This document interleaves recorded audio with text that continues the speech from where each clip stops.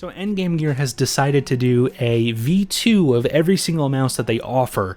Eventually they will be doing a V2 of the XM2 series. However, right now they have a V2 of the OP18K and a V2 of the OP1 Wireless 4K.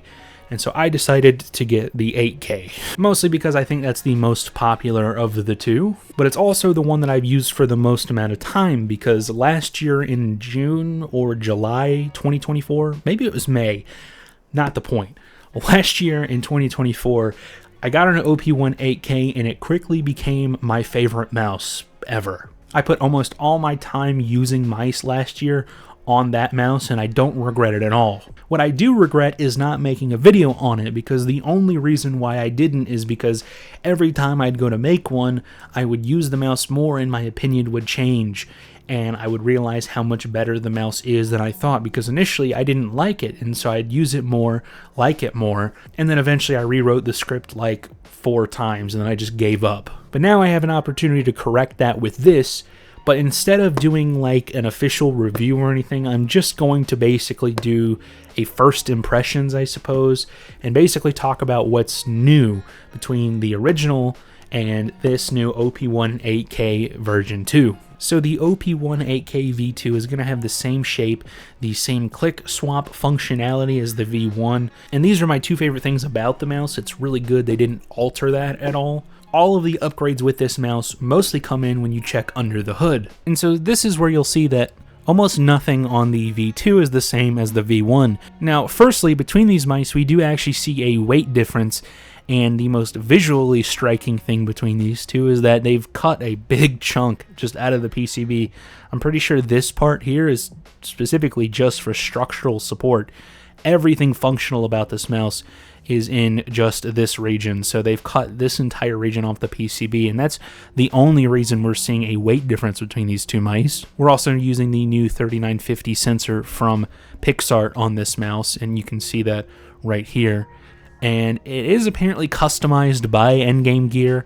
To do what exactly, I don't know, but apparently they've tweaked it to give maximum performance. The performance figures, though, are almost identical to anything else that uses the 3950, so maybe this is marketing BS. I don't know. What I do know is that the microcontroller has been moved up to there, just under the scroll wheel above the sensor, and we are using a new microcontroller here. It's a Nuvoton, or however you pronounce this. Endgame Gear has had some problems with microcontrollers. They've been struggling really hard to find one that they've really, I guess, vibed with. They haven't found one that gives them the performance that they want, and so maybe they finally found one with this, because they have already used it on a lot of their other mice, so maybe this is what they're sticking with. And so the last big difference here is that we have the new dust-proof scroll wheel encoder, and that's basically it. We're just giving a big internal refresh to the OP1 to the 2025 standard. So what does this refresh get us? Well, more performance, lower click latency, further improving upon what the OP18K has been known for, and it is easily one of the most responsive feeling mice that I've ever used. But to rain on the parade a little bit, the fact of the matter is the performance of the V1 was already faster than human reactions, with click latency of 0.6 milliseconds and sensor latency of around 10 milliseconds, so it's one of the industry's fastest mice. So that unfortunately means that there might not be much perceivable advantage to go with this over the V1, but I think a lot of the people who liked the V1 were into it because it's the fastest. So I do also imagine a lot of people will upgrade to this because this will be objectively better. Probably. Other than performance, everything about this mouse feels just like the V1, which is to say it's stellar. The shape is amazing, the coding is spot on, the KLGX clicks are my favorite stock clicks of any mouse, and the skates are okay, but they're easily replaceable. So I don't really have any complaints about this mouse. They've taken something that was almost perfect and made it even better. So that's pretty much all I have to say about the new OP18K version 2. To summarize, it is an upgrade that is so minuscule that when I was doing testing for this mouse, I had both of them on the desk, and I genuinely got confused as to which was which. I could not tell which one was which just off of using it.